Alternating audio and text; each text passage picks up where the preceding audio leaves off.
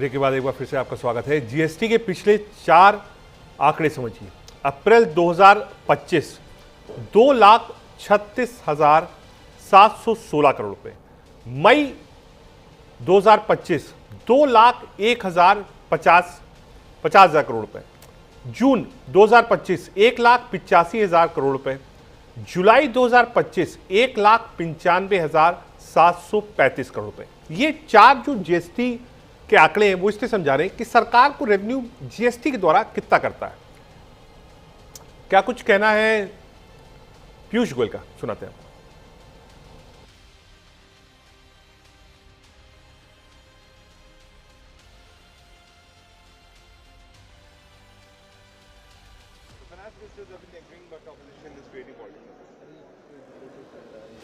Sadly, just like Mr. Rahul Gandhi does not understand that the world's fastest growing large economy at 7.8% growth in the first quarter is a matter of delight, joy and celebration, and calls India, Mr. Rahul Gandhi calls India a dead economy, despite being the world's fastest growing large economy. This is the negative thinking of a certain set of people. हालांकि विपक्ष बहुत convince नहीं है। क्या कुछ कहना था केंद्रीय मंत्री किरण रिजिजू का और कर्नाटक के मिनिस्टर जी परमेश्वरा का, सुनाते हैं। जीएसटी रिफॉर्म का कल जीएसटी काउंसिल ने जो पारित किया और 2 स्लैब में किया है। सबसे पहले तो आप लोग कल्पना कीजिए, आज से कुछ साल पहले हमारे देश में इस तरह की व्यवस्था का कोई कल्पना भी कर सकते थे क्या? जीएसटी काउंसिल ने 2 स्लैब में, और इसमें आम लोगों के जिंदगी में जरूरत चीजें बहुत सस्ता हो जाएंगे। प्रधानमंत्री जी ने 15 अगस्त में घोषणा किया था कि दिवाली से पहले बड़ा तोहफा आने वाला है, तो यही सबसे बड़ा तोहफा है। अब आप लोग जितने भी इस्तेमाल करते हैं सामान, आम जिंदगी में, रोजमर्रा की जिंदगी में जो चीजें हम इस्तेमाल करते हैं वो काफी सस्ता हो जाएंगे, और देश के लिए इससे बड़ा खुशी क्या हो सकती है।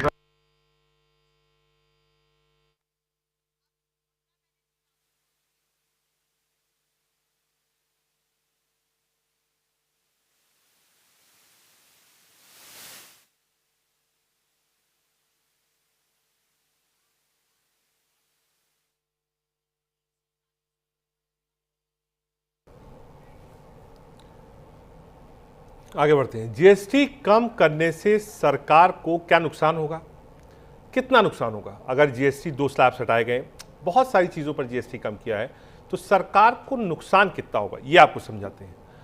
48,000 करोड़ रुपए का एक अनुमानित नुकसान सरकार को उठाना पड़ सकता है। भरपाई कैसे होगी? लोगों के ज़्यादा खर्च करने से भरपाई हो सकती है।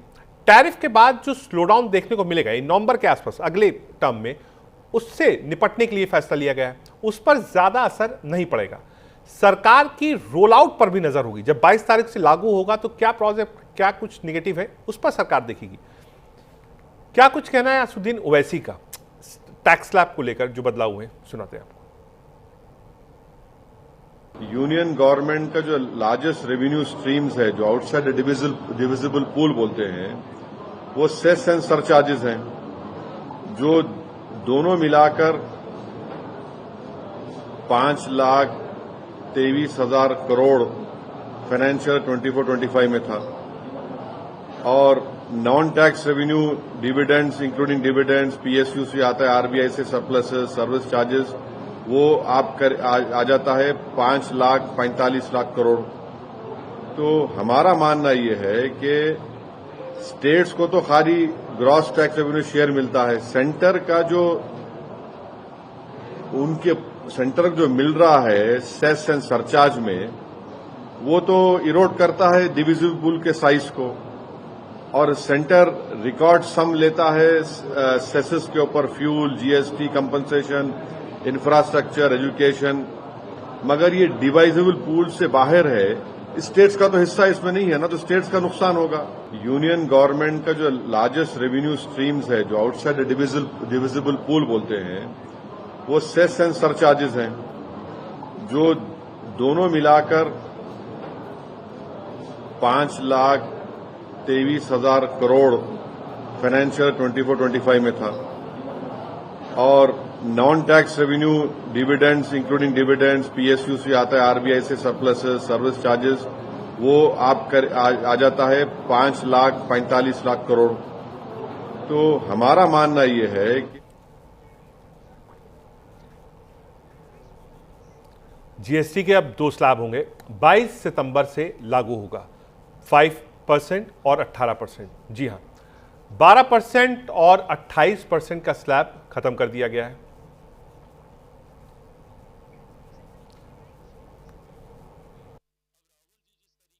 उसको राज्य सरकार और खासतौर से विपक्ष में जो राज्य सरकार है वो कैसे देख रही है। हिमाचल के मंत्री विक्रमादित्य ने क्या कुछ कहा इस टैक्स बदलाव में, सुनाते हैं आपको। अभी उसको हम स्टडी करेंगे, पर जिस तरीके से उसमें देखने को मिल रहा है, अब उसमें 2 जो है वो स्लैब्स रखे गए हैं, 5% का और 18% का। तो निश्चित तौर से कुछ जो एसेंशियल कमोडिटीज है उसकी जो खपत है वो बढ़ेगी निश्चित तौर से, क्योंकि उसका प्राइसेस कम हुए हैं और 22 तारीख से उसको इम्प्लीमेंट करने की बात रखी गई है। लग्जरी आइटम्स को 28% पे रखा गया है, उसके अलावा 8 और 5% का जो है 18 और 5% का स्लैब बनाया गया है। तो उसमें जो रिफॉर्म्स है वो अच्छी बात है, होने भी चाहिए, और उसमें कैसे हम आगे और बेहतर हो सकता है उस चीज को और स्टडी करेंगे। अभी उसको हम स्टडी करेंगे, पर जिस तरीके से उसमें देखने को मिल रहा है, अब उसमें 2 जो है वो स्लैब्स रखे गए हैं, 5% का और 18% का। तो निश्चित तौर से कुछ जो एसेंशियल कमोडिटीज है उसकी जो खपत है वो बढ़ेगी निश्चित तौर से, क्योंकि उसका प्राइसेस कम हुए हैं और 22 तारीख से उसको इम्प्लीमेंट करने की बात रखी गई है। लग्जरी आइटम्स को 28% पे रखा गया है, उसके अलावा 8 और 5% का जो है 18 और 5% का स्लैब बनाया गया है। तो उसमें जो रिफॉर्म्स है वो अच्छी बात है, होने भी चाहिए, और उसमें कैसे हम आगे और बेहतर हो सकता है उस चीज को और स्टडी करेंगे। अभी उसको हम स्टडी करेंगे, पर जिस तरीके से उसमें देखने को मिल रहा है, अब उसमें 2 जो है वो स्लैब्स रखे गए हैं, 5% का और 18% का। तो निश्चित तौर से कुछ जो एसेंशियल कमोडिटीज है उसकी जो खपत है वो बढ़ेगी निश्चित तौर से, क्योंकि उसका प्राइसेस कम हुए। जीएसटी का नया स्लैब क्या महंगा होगा, क्या सस्ता, ये भी आपको बता देते हैं।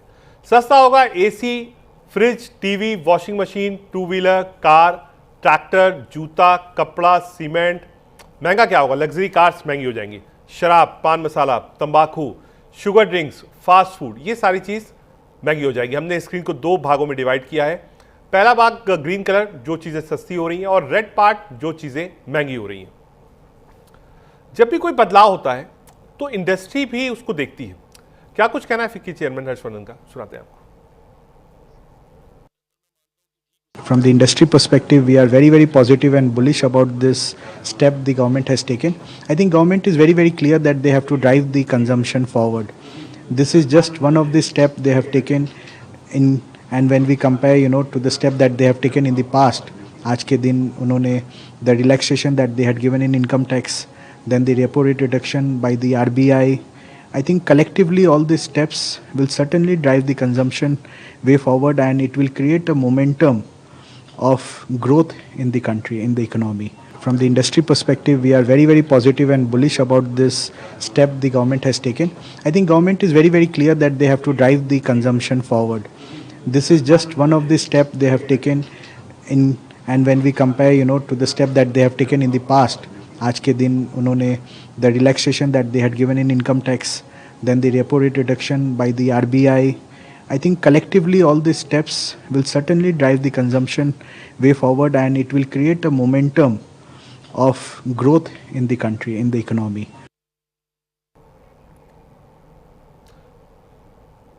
रोजमर्रा के सामान 5% जीएसटी होगा। सामान पहले किस परसेंट पे था और अब किस परसेंट पे है, ये आपको बता रहे हैं। टूथपेस्ट, शेविंग क्रीम, बटर, घी, चीज, डेयरी प्रोडक्ट्स, इन सब पर अब 5% लगेगा। बर्तन पर पहले 12 था, अब 5% होगा। बच्चे की बोतलें, नैपकिन और डायपर्स पर 12% था, अब 5% रहेगा। इंडस्ट्री ने कैसे कुछ दिया, हमने आपको फिक्की चेयरमैन सुनाया। क्या कुछ कहना था टिटवानी का, जो डिलॉयट को रिप्रेजेंट करते हैं, सुनाते हैं आपको।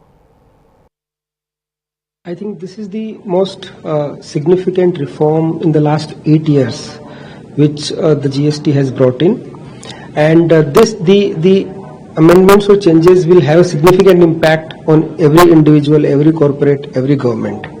Now, if you see that it is touching all the aspects and all the sectors of the country, and considering the GDP growth, robust GDP growth that we have seen in the last quarter, the announcements and the significant bold reforms that the government has actually taken is a clear-cut sign that yes, they want to improve domestic consumption, reduce litigation, and do the trade facilitation. So I clearly welcome the government's announcement regarding the GST 2.0 reform. I think this is the most significant reform in the last 8 years, which the GST has brought in, and the amendments or changes will have a significant impact on every individual, every corporate, every government. Now, if you see that it is touching all the aspects and all the sectors of the country, and considering the GDP growth, robust GDP growth that we have seen in the last quarter, the announcements and the significant bold reforms that the government has actually taken is a clear-cut sign that yes, they want to improve domestic consumption, reduce litigation, and do the trade facilitation. So I clearly welcome the government's announcement regarding the GST 2.0 reform. I think this is the most significant reform in the last 8 years, which the GST has brought in, and the amendments or changes will have a significant impact on every individual, every corporate, every government. Now, if you see that it is touching all the aspects and all the sectors of the country, and I think हम as an organisation हम ये definitely इसको welcome करते हैं। Government ने बहुत अच्छा decision लिया है। एक तो टैक्स स्ट्रक्चर बहुत सिंप्लीफाई हो जाएगा, हमारे लिए काम करना बहुत आसान होगा, और एंड में कंज्यूमर को जो बेनिफिट मिलेगा वो तो सोने पे सुहागा है, क्योंकि डेयरी प्रोडक्ट्स के अंदर आज अगर हम देखें कुछ प्रोडक्ट्स जैसे बटर हुआ, घी हुआ, इस तरह के प्रोडक्ट्स के ऊपर जीएसटी रिड्यूस हुआ है। इसका मतलब यह है कि इसका बेनिफिट कंज्यूमर को मिलेगा। कंज्यूमर को बेनिफिट मिलने का मतलब है कि बहुत से लोग जो आज की तारीख में अनऑर्गेनाइज सेक्टर से ये प्रोडक्ट्स खरीदते हैं वो ऑर्गेनाइज सेक्टर में आएंगे, बिकॉज ये अफोर्डेबल हो जाएंगे उनके लिए। तो इसकी वजह से डेफिनेटली कस्टमर का बेनिफिट होगा और ये सेक्टर का बेनिफिट मिलेगा। कंजम्पशन बढ़ने से कंपनीज की सेल बढ़ेगी, और हम जैसी कंपनी जो कोऑपरेटिव मूवमेंट से आगे बढ़ी है वो सारा बेनिफिट नॉर्मली हम लोग उसको पास ऑन करते हैं फार्मर्स को। तो फार्मर्स की इनकम पे और फार्मर्स के इन्वेस्टमेंट पे डेफिनेटली इम्पैक्ट आएगा। आई थिंक हम एज एन ऑर्गेनाइजेशन हम ये डेफिनेटली इसको वेलकम करते हैं। गवर्नमेंट ने बहुत अच्छा डिसीजन लिया है। एक तो टैक्स स्ट्रक्चर बहुत सिंप्लीफाई हो जाएगा, हमारे लिए काम करना बहुत आसान होगा, और एंड में